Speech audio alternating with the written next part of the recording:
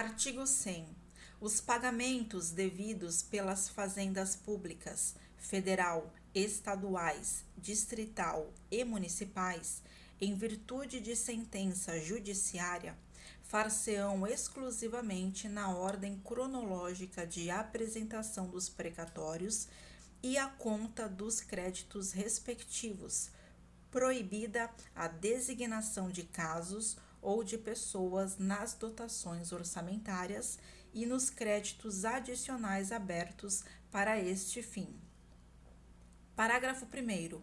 Os débitos de natureza alimentícia compreendem aqueles decorrentes de salários, vencimentos, proventos, pensões e suas complementações, benefícios previdenciários e indenizações por morte ou por invalidez, fundadas em responsabilidade civil, em virtude de sentença judicial transitada em julgado, e serão pagos com preferência sobre todos os demais débitos, exceto sobre aqueles referidos no parágrafo 2º deste artigo. Parágrafo 2º.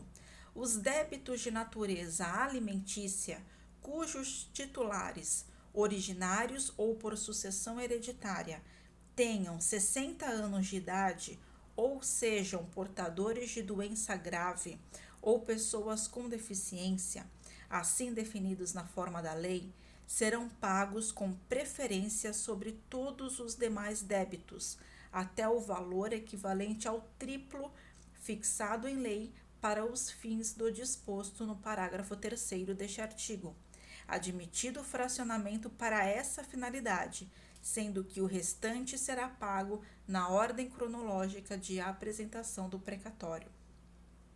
Parágrafo 3º. O disposto no caput deste artigo, relativamente à expedição de precatórios, não se aplica aos pagamentos de obrigações definidas em lei como de pequeno valor que as fazendas referidas devam fazer em virtude de sentença judicial transitada em julgado. Parágrafo 4º. Para os fins do disposto no parágrafo 3º, poderão ser fixados, por leis próprias, valores distintos às entidades de direito público, segundo as diferentes capacidades econômicas, sendo o mínimo igual ao valor do maior benefício do regime geral de previdência social. Parágrafo 5º. É obrigatória a inclusão no orçamento das entidades de direito público de verba necessária ao pagamento de seus débitos oriundos de sentenças transitadas em julgado, constantes de precatórios judiciários apresentados até 2 de abril, fazendo-se o pagamento até o final do exercício seguinte, quando terão seus valores atualizados monetariamente. Parágrafo 6º. As dotações orçamentárias e os créditos abertos serão consignados diretamente ao Poder Judiciário, cabendo ao presidente do tribunal que proferir a decisão exequenda determinar o pagamento integral e autorizar, a requerimento do credor e exclusivamente para os casos de preterimento de seu direito de precedência ou de não alocação orçamentária do valor necessário à satisfação do seu débito, o sequestro da quantia respectiva. Parágrafo 7º. O presidente do tribunal competente que, por ato comissivo ou omissivo, retardar ou tentar frustrar a liquidação regular de precatórios, incorrerá em crime de responsabilidade e responderá também perante o Conselho Nacional de Justiça. Parágrafo 8º. É vedada a expedição de precatórios complementares ou suplementares de valor pago, bem como o fracionamento, repartição ou quebra do valor da execução para fins de enquadramento de parcela do total ao que dispõe o parágrafo 3º deste artigo. Parágrafo 9º. Sem que haja interrupção no pagamento do precatório e mediante comunicação da Fazenda Pública ao Tribunal, o valor correspondente aos eventuais débitos inscritos em dívida ativa contra o credor do requisitório e seus substituídos deverá ser depositado à conta do juízo responsável pela ação de cobrança, que decidirá pelo seu destino definitivo. Parágrafo 10. Antes da expedição dos precatórios, o tribunal solicitará à Fazenda Pública devedora, para a resposta em até 30 dias, sob pena de perda do direito de abatimento, informação sobre os débitos que preencham as condições estabelecidas no parágrafo 9º, para os fins nele previstos. Parágrafo 11. É facultada ao credor, conforme estabelecido em lei do ente federativo devedor, com autoaplicabilidade para a União, a oferta de créditos líquidos e certos que originalmente lhes são próprios ou adquiridos de terceiros reconhecidos pelo ente federativo ou por decisão judicial transitada em julgado para: inciso 1º, quitação de débitos parcelados ou débitos inscritos em dívida ativa do ente federativo devedor, inclusive em transação resolutiva de litígio, e, subsidiariamente, débitos com a administração autárquica e fundacional do mesmo ente. Inciso 2º, compra de imóveis públicos de propriedade do mesmo ente disponibilizados para venda.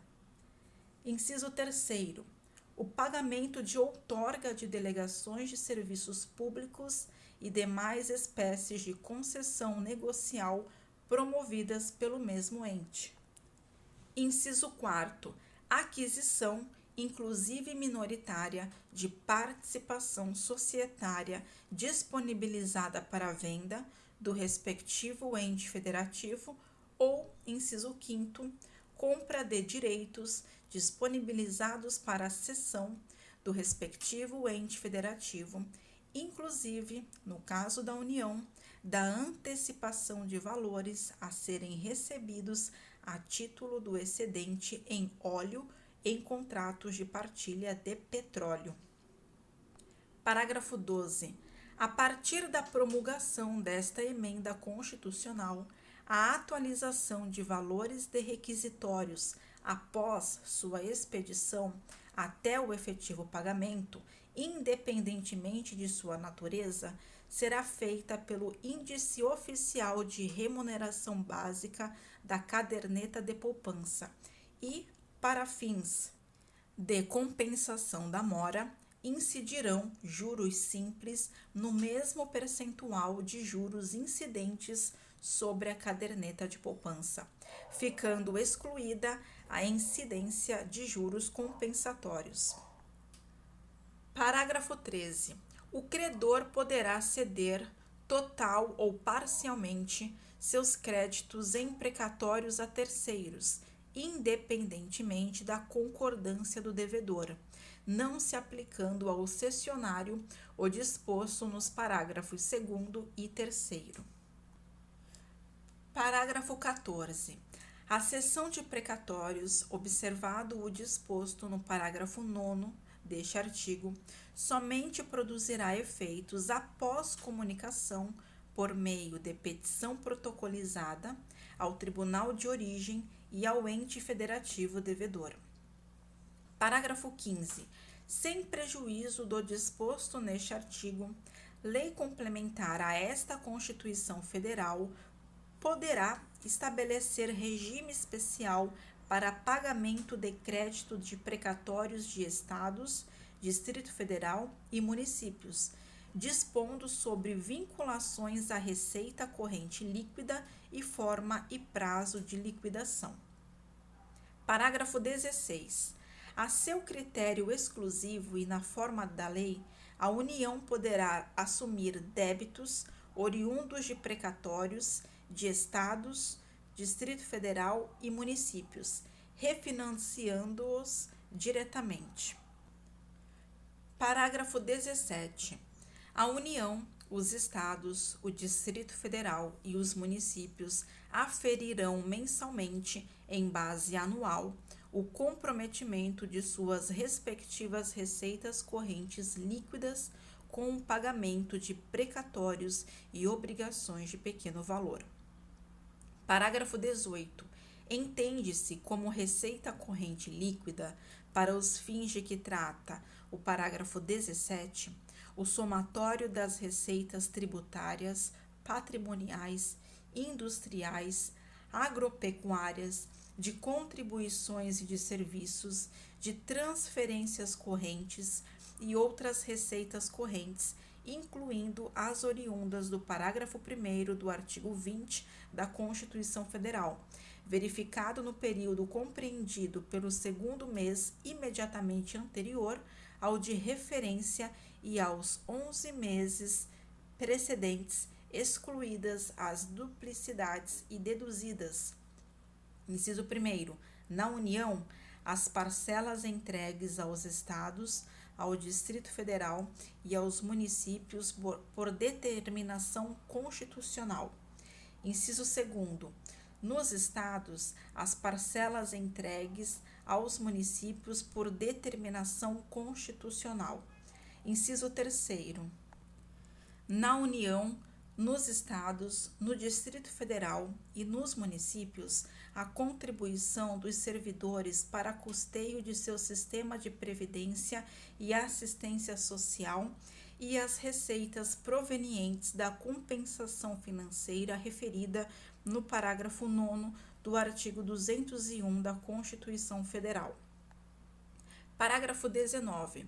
Caso o montante total de débitos decorrentes de condenações judiciais em precatórios e obrigações de pequeno valor, em período de 12 meses, ultrapasse a média do comprometimento percentual da receita corrente líquida nos 5 anos imediatamente anteriores, a parcela que exceder esse percentual poderá ser financiada, excetuada dos limites de endividamento de que tratam os incisos 6º e 7º do artigo 52 da Constituição Federal e de quaisquer outros limites de endividamento previstos, não se aplicando a esse financiamento a vedação de vinculação de receita prevista no inciso 4º do artigo 167 da Constituição Federal. Parágrafo 20. Caso haja precatório com valor superior a 15% do montante dos precatórios apresentados nos termos do parágrafo 5º deste artigo, 15% do valor deste precatório serão pagos até o final do exercício seguinte e o restante em parcelas iguais nos 5 exercícios subsequentes, acrescidas de juros de mora e correção monetária ou mediante acordos diretos perante juízes auxiliares de conciliação de precatórios, com redução máxima de 40% do valor do crédito atualizado, desde que em relação ao crédito não penda recurso ou defesa judicial e que sejam observados os requisitos definidos na regulamentação editada pelo ente federado. Parágrafo 21. Ficam a União e os demais entes federativos nos montantes que lhes são próprios, desde que aceito por ambas as partes, autorizados a utilizar valores objeto de sentenças transitadas em julgado, devidos à pessoa jurídica de direito público, para amortizar dívidas vencidas ou vincendas. Inciso 1º. Inciso 1º. Nos contratos de refinanciamento cujos créditos sejam detidos pelo ente federativo que figure como devedor na sentença de que trata o caput deste artigo. Inciso 2º. Nos contratos em que houve prestação de garantia a outro ente federativo. Inciso 3º. Nos parcelamentos de tributos ou de contribuições sociais e, inciso 4º, nas obrigações decorrentes do descumprimento de prestação de contas ou de desvio de recursos. Parágrafo 22. A amortização de que trata o parágrafo 21 deste artigo, inciso 1º, nas obrigações vencidas, será imputada primeiramente às parcelas mais antigas. Inciso 2º, nas obrigações vincendas, reduzirá uniformemente o valor de cada parcela devida, mantida a duração original do respectivo contrato ou parcelamento. Seção 2 do Supremo Tribunal Federal. Artigo 101. O Supremo Tribunal Federal compõe-se de 11 ministros, escolhidos dentre cidadãos com mais de 35 e menos de 65 anos de idade, de notável saber jurídico e reputação ilibada. Parágrafo único. Os ministros do Supremo Tribunal Federal serão nomeados pelo Presidente da República depois de aprovada a escolha pela maioria absoluta do Senado Federal. Artigo 102. Compete ao Supremo Tribunal Federal, precipuamente, a guarda da Constituição, cabendo-lhe, inciso 1º, processar e julgar originariamente, alínea A ação direta de inconstitucionalidade de lei ou ato normativo federal ou estadual e a ação declaratória de constitucionalidade de lei ou ato normativo federal. Alínea B. Nas infrações penais comuns, o Presidente da República, o Vice-Presidente, os membros do Congresso Nacional, seus próprios ministros e o Procurador-Geral da República. Alínea C. Nas infrações penais comuns e nos crimes de responsabilidade, os ministros de Estado e os comandantes da Marinha, do Exército e da Aeronáutica, ressalvado o disposto no artigo 52, inciso 1º, os membros dos tribunais superiores, os do Tribunal de Contas da União e os chefes de missão diplomática de caráter permanente. Alínea D. O habeas corpus, sendo paciente qualquer das pessoas referidas nas alíneas anteriores, o mandado de segurança e o habeas data contra atos do Presidente da República, das mesas da Câmara dos Deputados e do Senado Federal, do Tribunal de Contas da União, do Procurador-Geral da República e do próprio Supremo Tribunal Federal. Alínea E. O litígio entre Estado estrangeiro ou organismo internacional e a União, o Estado, o Distrito Federal ou o município. Alínea F. As causas e os conflitos entre a União e os Estados, a União e o Distrito Federal, ou entre uns e outros, inclusive as respectivas entidades da administração indireta. Alínea G. A extradição solicitada por Estado estrangeiro. Alínea I. O habeas corpus, quando o coator for Tribunal Superior ou quando o coator ou paciente for autoridade ou funcionário cujos atos estejam sujeitos diretamente à jurisdição do Supremo Tribunal Federal ou se trate de crime sujeito à mesma jurisdição em uma única instância. Alínea J. A revisão criminal e a ação rescisória de seus julgados. Alínea L. A reclamação para a preservação de sua competência e garantia da autoridade de suas decisões. Alínea M. A execução de sentença nas causas de sua competência originária, facultada a delegação de atribuições para a prática de atos processuais. Alínea N.